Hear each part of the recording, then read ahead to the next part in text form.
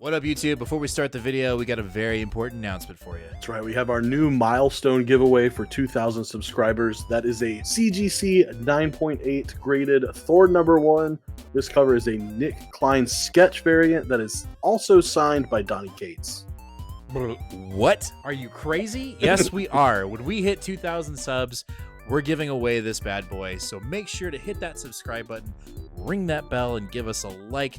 It would be much appreciated because we want to give this away, but we only can do that when we hit 2,000 subs. Let's get to the video. What up, YouTube? I'm Jim. I'm Nate. And we are Two Fat Guys Pillows, and we've got another new comic book day video for you for the week of March 6th. And just like, did you know that new comic book day is on Wednesdays now?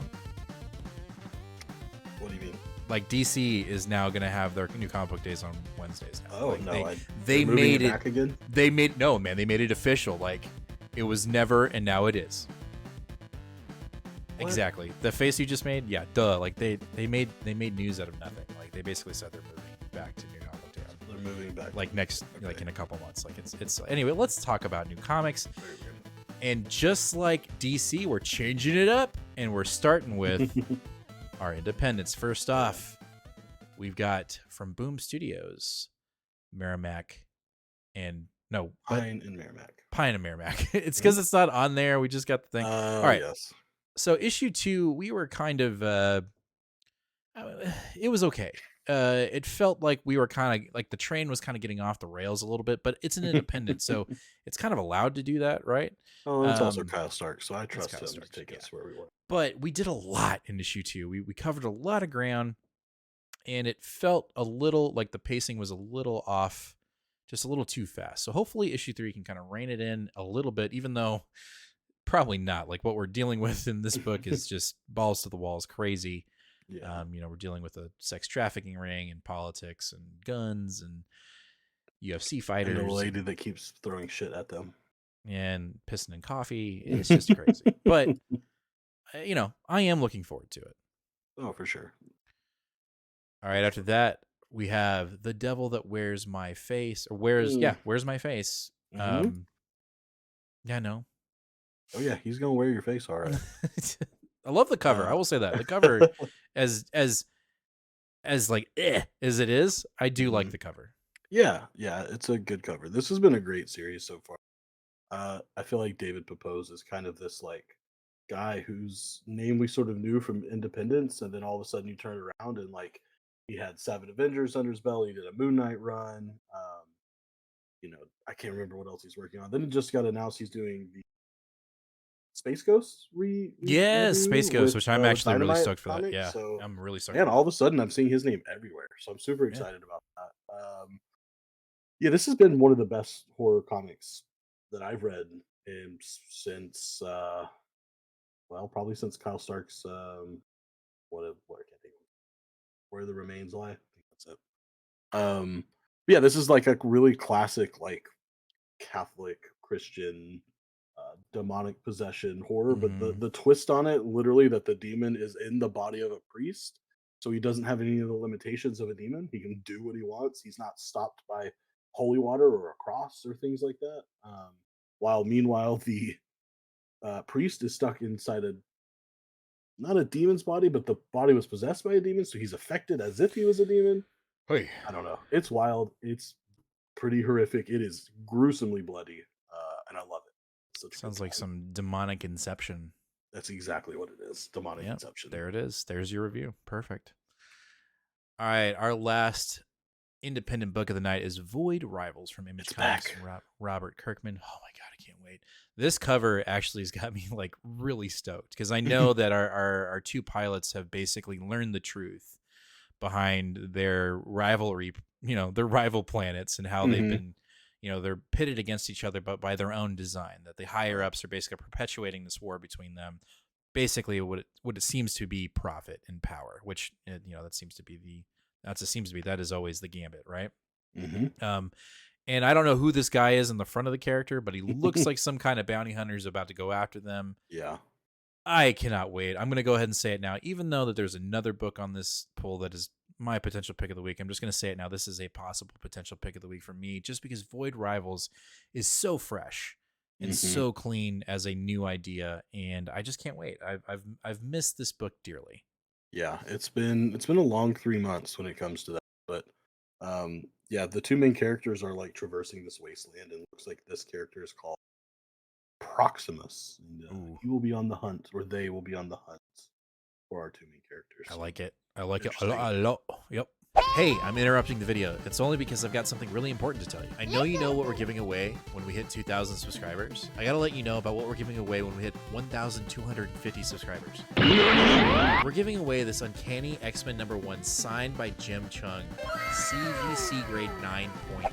When we hit 1,250 subscribers, you could potentially win this, but you have to be subscribed to our channel. So hit that sub button, ring that bell, give us a like. Let's get back to the video, shall we? All right, let's jump over to Marvel. We're going to kick it off with the Avengers, issue number 11 from McKay and Jarvis. The Butler is making an appearance. I would assume he's going to make his home on their spaceship base. Yeah. This is kind of a new arc. It'll be very interesting to see kind of where we're going with this run. We're obviously barreling down Blood Hunt, getting to Blood Hunt and McKay's Marvel event. And then also this idea of Nightmare being scared out of his pants. I don't know. There's a lot, but not a lot going on in this book. So I'm very interested to see where exactly we're heading before Blood Hunt. Yeah, Which it is probably looks like Blood Hunt. this is just going to be like a fun little interlude, one issue sort of a thing. And then we are, much to my dismay, falling into the grasp of Fall of the House of X with our Avengers book for the foreseeable future. You So can't escape it. It's ever around every fucking it, corner for you. it is here. And that's it. So we've got this one issue. We got 2 issues of Blood Hunt. So it's right here. All right. Well, let's see what happens. Mhm. All right, after that, talking about X-Men, we got Miss Marvel Mutant Menace issue number 1, still kind of tying into the fall of the House of X. I loved the first little run here with Miss Marvel as an X-Men. And so we got our same team here doing the same, basically the same thing, but it just seems like Miss Marvel is embracing her mutant lineage, even though her powers technically haven't manifested because of the Tarragon Mist. Man, I sounded like such a D&D kind of nerd there. It just sounded very D&D. Not that that's a bad thing, but yeah, I am looking forward to this issue. As much as the X-Men comic books right now are in such a disarray and kind of all over the place, this kind of seems like one of a couple bright spots within the fall at the moment. Yeah. You want me to hit you with a shocker? Sure. I'll at least be reading the first issue. Okay. All right. Because there is a badass Peach Momoko cover. And if I'm buying the book, I might as well read it too. Well, hold on. Now we gotta I gotta see, and we gotta put it on the screen. And let's see your Peach Momoko. Oh my god! Yeah, look at that. That is pretty dope. It's Peach Momoko. I just this gotta do it. This week is definitely a variant cover week, and you'll know exactly what I'm saying when we get to the book that we're gonna get to. Just go ahead and do it. Because it's gonna get expensive. I'm just saying that right now. Yeah. And I looked at your pool and I got very confused at first. So next up we have the Sensational Shield issue number 6, and yes, I am buying 4 versions of this book, including cover A, and this is cover A. And then obviously, we've got our other covers here. Yep, I'm picking this one up. I'm picking up that one by Nick Klein. Getting the Mark Nick Brooks. It's just happening. All of it is happening at once. But we're going to space. We're going up with Jack. I can't wait. New arc, Rainbow Row. We all know this potential pick of the week. It's probably the pick of the week. Well, and I love that this is like Jen and Jack are going on a vacation. They're going to space. I love that vibe. And of course, it's not going to go well for them because they're the most unlucky couple that has ever existed. But yeah, this is going to be a good time. It's going to be fun. All right, after that, we have, speaking of Peach Momoko, we have the Ultimate X-Men issue number 1 from Peach Momoko, her take on the Ultimate X-Men universe. Yeah, this also is a potential pick of the week. I know it feels like we're shooting that loosey-goosey, but it just is. No, this is a really good potential for a really, really good week. I mean, And I think you and I obviously know what to expect or what we think this is going to look like. Anyone else that read Demon Days, I think, should have a pretty good idea of where this is going. Hmm. Um, Hmm. yeah, and to start it off with 40 pages, well, that makes me very happy. Hell yeah, I'm super excited. Yeah, I mean, the only thing that I worried about with this, and it has nothing to do with the book itself, is I am a little bit worried of the like chatty incel Oh, losers it's that are going to get mad that Peach Momoko's doing her thing, which is going to be absolute fire, but they're just not going to be able to. So it's inevitable. it is. It It's really gonna is. happen. All right, after that we have Weapon X-Men issue number 1, and I know you're not in it. I am very excited for this, and I really wasn't initially, but I read the solicits, and it just seems like a silly goose time. We've got the Phoenix pulling all these other versions of Wolverine together to save the multiverse, and that just Hmm. sounds like fun. Um, yeah, I'm literally just in it for a silly goose time. That's basically it. Yeah, and so far, from what I understand, um, there has been no clear indication of what this is and where it is. It's only Elseworld, so to speak. Is it fit in Krakoa? Is this in another time period? Shoehorning continuity into? We still currently do not know. Don't know. I'll have to read and find out. As the characters are listed, it doesn't look like the 616 Wolverine is involved at all. So it might not be. It might just be Elseworlds. I just know this cover looks fucking awesome. That's The all I gotta cover say. is great. The cover intrigued me when I first saw it, and well, and I don't. I was like, we'll move on. Yeah, it's all good. All right, our last book, Marvel book of the night, is Oh X-Men wait, issue number 3. I am so sorry. You know why you like that art so much? That cover? Hmm. That's the guy that did the majority of the Shang-Chi issues. Oh, that So, makes total sense. Yeah, yeah. sorry. Mm-hmm. Yeah. All right, back to X-Men issue number 32 from Gary Jerry and Phil Noto. You know, again, we're barreling along Barrelin. to the end of the X-Men comics as we know it until May. That's all I can say about this book.